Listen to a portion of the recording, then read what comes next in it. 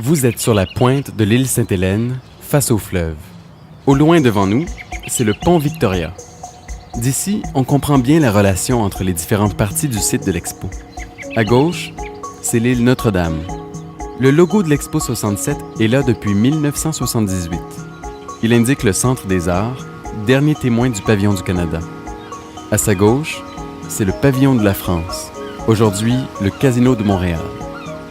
Regardez en direction du fleuve.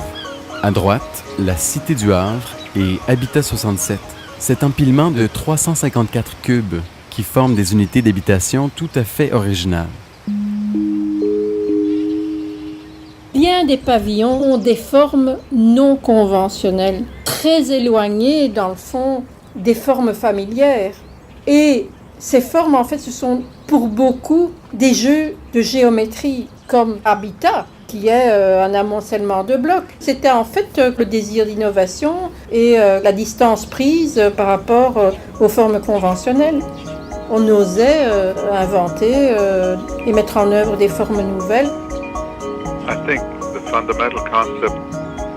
Le principe premier d'Habitat 67 était de réinventer le mode de vie en appartement, de créer, dans une structure à multiples niveaux, sur un territoire à forte densité de population, la qualité de vie d'une maison unifamiliale.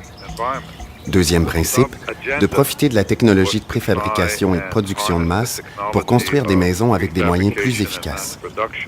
Les villes, devenant de plus en plus grandes et peuplées, la qualité de vie se dégrade et le concept d'habitat s'impose de façon plus urgente que jamais. Même s'il a été construit il y a 40 ans, il représente un principe qui reste encore à être appliqué.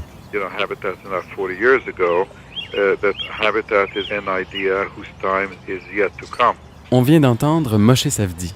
C'est lui qui conçoit Habitat 67, un prototype d'habitat collectif. À l'époque, il n'a que 25 ans et il n'a encore jamais construit. Est-ce que ce serait possible aujourd'hui?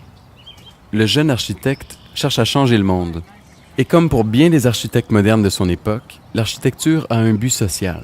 Habitat 67 a été cité monument historique par la Ville de Montréal en vertu de la loi sur les biens culturels en 2007 pour plusieurs raisons. Habitat 67 innove par son concept qui se démarque à la fois du modèle de la banlieue nord-américaine et des projets d'habitat urbain de l'époque. C'est un projet expérimental, c'est une prouesse d'ingénierie avec son système constructif de modules préfabriqués sur le site même et par l'utilisation aussi de la technologie de béton. Habitat 67 est aussi un des seuls témoins construits qui illustre les idées développées par l'avant-garde architecturale de l'après-guerre à travers le monde. Habitat 67 est l'un des rares pavillons hérités d'Expo 67. Sa participation à cet événement-là est toujours fermement ancrée dans la mémoire collective.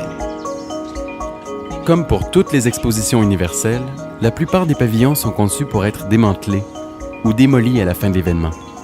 C'est à la Cité du Havre que se trouvent la plupart des pavillons aux structures permanentes, certaines construites pour revitaliser le quartier. Au moment d'Expo 67, la Cité du Havre, qui était un quartier industriel, change de vocation. Depuis, bien des bâtiments ont été démolis. Seulement quelques pavillons ont été construits dans le but d'être réutilisés après l'Expo.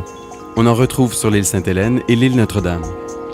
Je vous invite à les découvrir de plus près, en commençant par la Place des Nations. Allons-y.